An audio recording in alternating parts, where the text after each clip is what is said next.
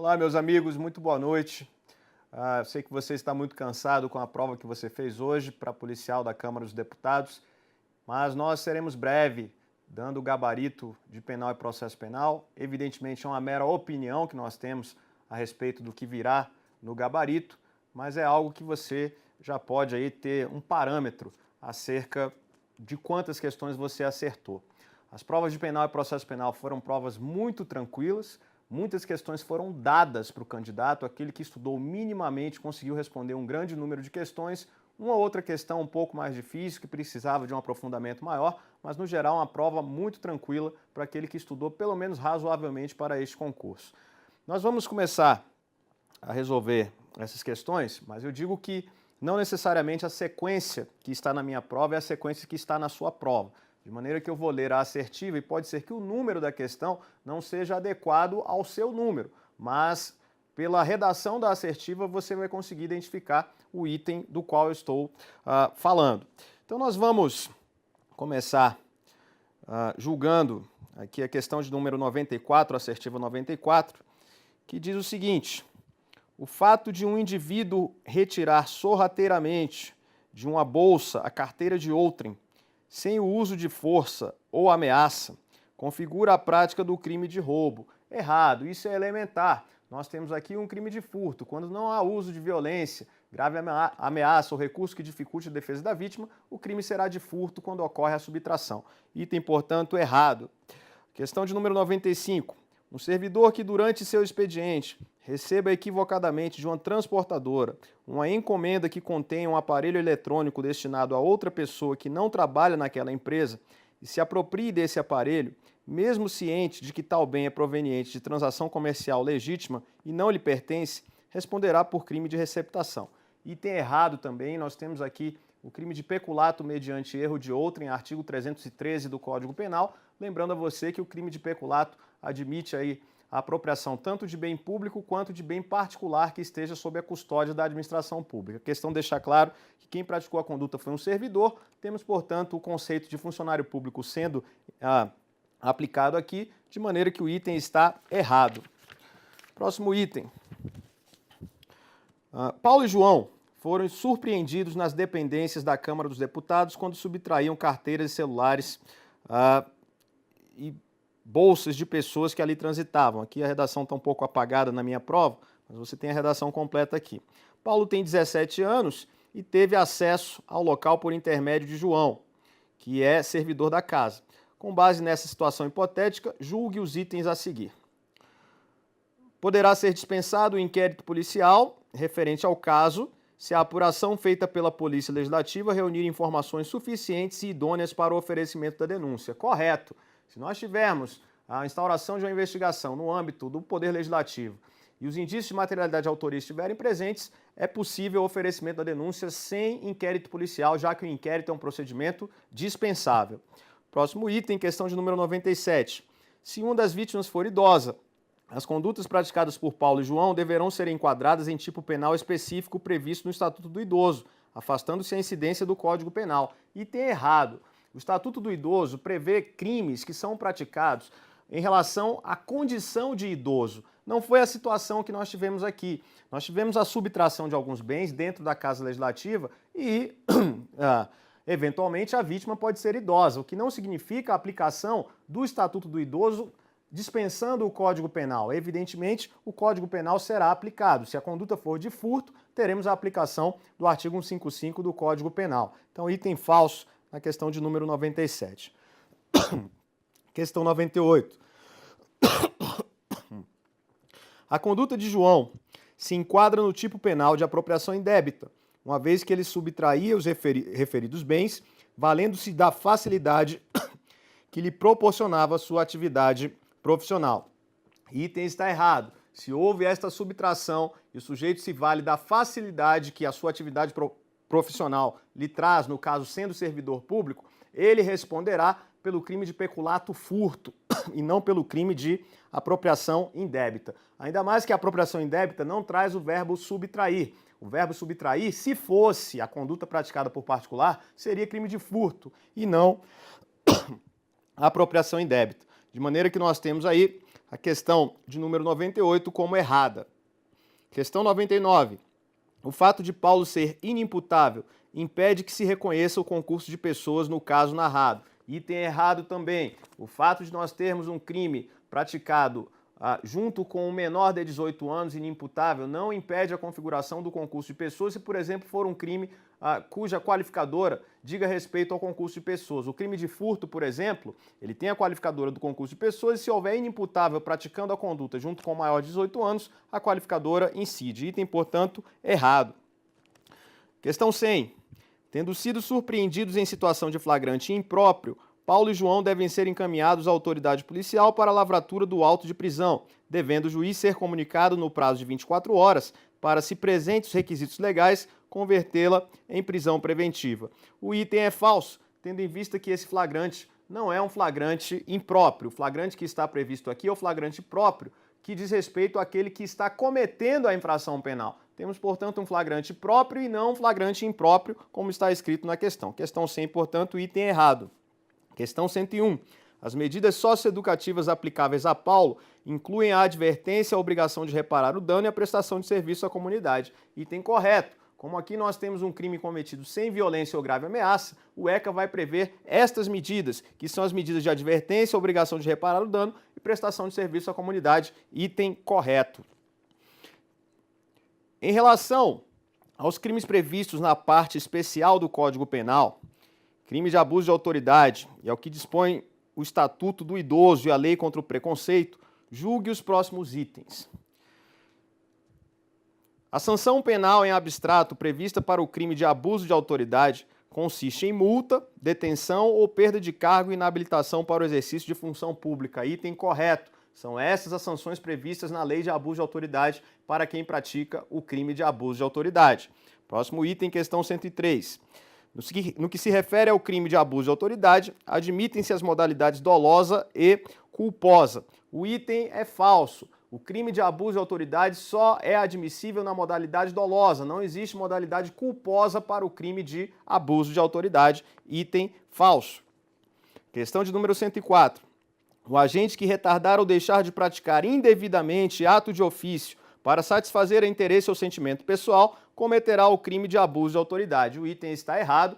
Esta conduta é crime de prevaricação.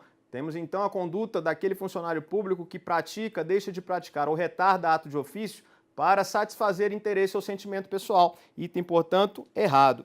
Questão 105. O agente que atirar com um revólver em via pública no intuito de matar alguém não responderá pelo crime de disparo de arma de fogo, mas tão somente pelo crime que ele pretendia praticar, ou seja, crime doloso contra a vida. Item correto. O crime de disparo de arma de fogo não se configura quando o agente efetua o disparo para a prática de outro crime. Se a intenção era matar, não responde por disparo de arma de fogo, responderá por tentativa de homicídio ou homicídio se o resultado morte ocorrer. Então nós temos a questão de número 105, item correto. Questão 106. Conforme a lei que prevê condutas discriminatórias, cometerá o crime de discriminação ou preconceito o agente que impedir o acesso de idoso a edifício público pelas entradas sociais. O item está errado. A lei de racismo não comporta a questão da idade. Então, o idoso não está tutelado pela lei de racismo. O idoso está tutelado pelo Estatuto do Idoso, por isso o item está errado. Questão 107. O crime de injúria qualificada consistente na utilização de elementos referentes à raça, cor, etnia, religião, origem ou condição de pessoa idosa ou portadora de deficiência para ofender a dignidade ou decoro de alguém. Diferentemente do que ocorre no caso do crime de racismo, a injúria qualificada processa-se por ação penal pública condicionada à representação. O item está correto. De fato, nós temos a definição da injúria qualificada, a injúria racial ou preconceituosa, que é crime de ação penal pública condicionada à representação. Porém, eu faço uma ressalva. No edital de processo penal, o item ação penal não estava presente, de maneira que o candidato que errou essa questão pode recorrer dizendo que a banca cobrou, item que não está presente no edital, porque o conceito de ação penal, o que é ação penal, em tese é algo que o candidato não estaria obrigado a saber, porque em processo penal não foi cobrado o tema ação penal. Porém, o item está correto. Vamos passar adiante. Com relação ao disposto na parte geral do Código Penal, ao inquérito policial, à prisão em flagrante e à prisão preventiva, Julgue os itens a seguir. Então a questão 108 diz: haverá isenção de pena se o agente praticar o fato em estrito cumprimento de dever legal. Olha só, essa questão eu acredito que a banca vai trazer o gabarito como errado. Quando nós falamos em estrito cumprimento de dever legal, estamos falando de uma causa que exclui o crime. Leia-se causa excludente de ilicitude. É assim que está no artigo 23 do Código Penal. O estrito cumprimento de dever legal é uma causa que exclui o crime. O Código não faz referência à isenção de pena neste caso. Por isso, acredito eu que a banca trará o gabarito como errado. No entanto, a minha opinião pessoal é de que essa assertiva está correta. No seguinte sentido, se nós temos no estrito cumprimento de dever legal uma causa que exclui o crime, é óbvio que haverá isenção de pena. Se o crime for excluído, haverá necessariamente isenção de pena. Isso numa análise mais aprofundada, que nem sempre a banca examinadora faz quando elabora a questão. De maneira que eu acredito que o SESP vai vir com o gabarito errado. A minha opinião pessoal é de que essa assertiva está correta. Questão de número 109. Em regra, não se admite decretação de prisão preventiva em caso de acusação pela prática de crime culposo. Item correto. Crime culposo não admite prisão preventiva. Temos controvérsia doutrinária. Se seria possível prisão preventiva no caso de crime culposo, quando houver dúvida acerca da identificação do acusado. Se o juiz poderia decretar a prisão preventiva, há divergência na doutrina, mas a regra geral é de que crime culposo não admite prisão preventiva e muitos autores, inclusive, dizendo que em qualquer hipótese nós teremos a inadmissibilidade de prisão preventiva para crime culposo. Portanto, o item está correto, não se admite prisão preventiva em crime culposo. Questão de número 110. Denomina-se arrependimento eficaz a reparação do dano ou a restituição voluntária da coisa antes do recebimento da denúncia, o que possibilita a redução da pena em se tratando de crimes contra o patrimônio. O item está errado. A referência do item não é o arrependimento eficaz, e sim arrependimento posterior. Naqueles crimes cometidos sem violência ou grave ameaça, se houver a devolução da coisa ou a reparação do dano até o recebimento da denúncia ou da queixa, redução de pena de 1 a 2/3, segundo o artigo 16 do Código Penal, arrependimento posterior, item 110, errado, não é arrependimento eficaz isso aqui. Vamos adiante. Durante uma passeata na esplanada dos ministérios, um manifestante, logo após ter sido alertado por um agente da Polícia Legislativa de que deveria se afastar do local, arremessou pedras em direção ao Congresso Nacional, o que resultou na quebra de vidraças da Câmara dos Deputados. O manifestante foi preso em flagrante e na delegacia confessou a prática do delito. Com base na situação hipotética acima, julgue os itens seguintes, relativos à prova, à prisão preventiva e aos crimes previstos na parte especial do Código Penal. 111.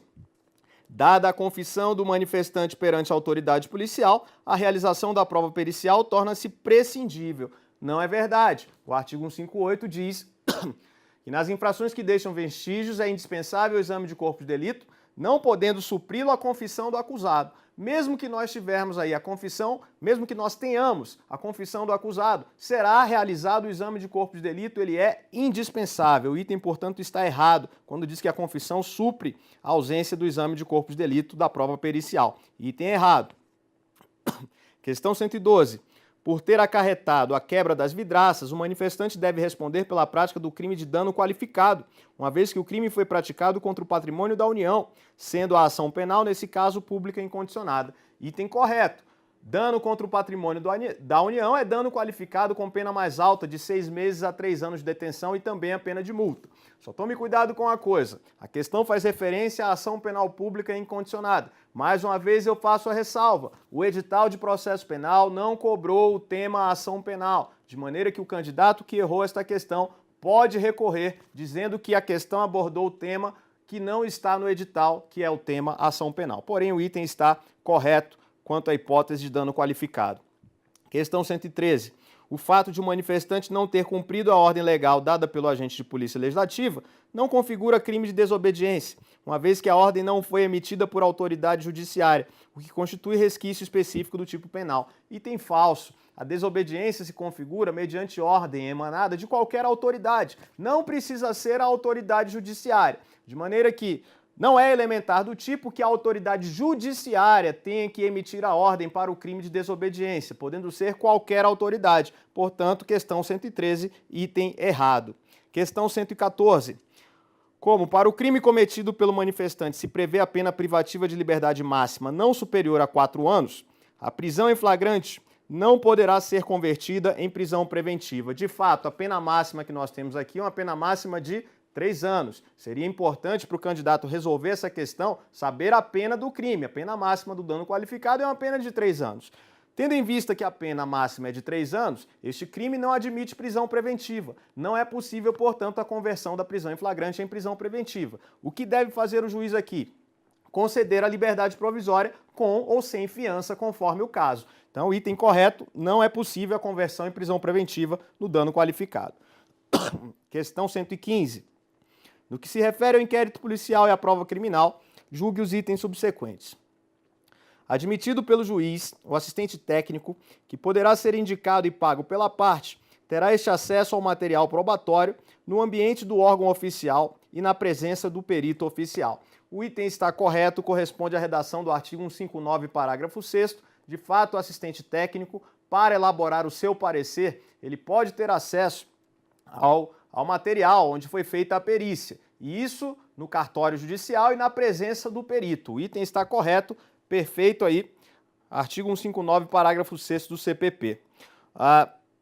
116. O juiz não ficará vinculado às conclusões dos peritos exaradas no laudo técnico, podendo rejeitá-las completamente. Perfeito.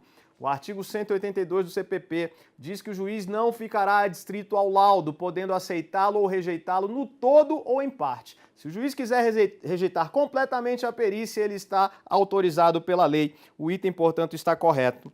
117. A autoridade policial poderá arquivar o inquérito se verificar que o fato criminoso não ocorreu. Item errado. É a característica da indisponibilidade do inquérito policial, não pode a autoridade policial arquivar inquérito de ofício. Questão de número 118.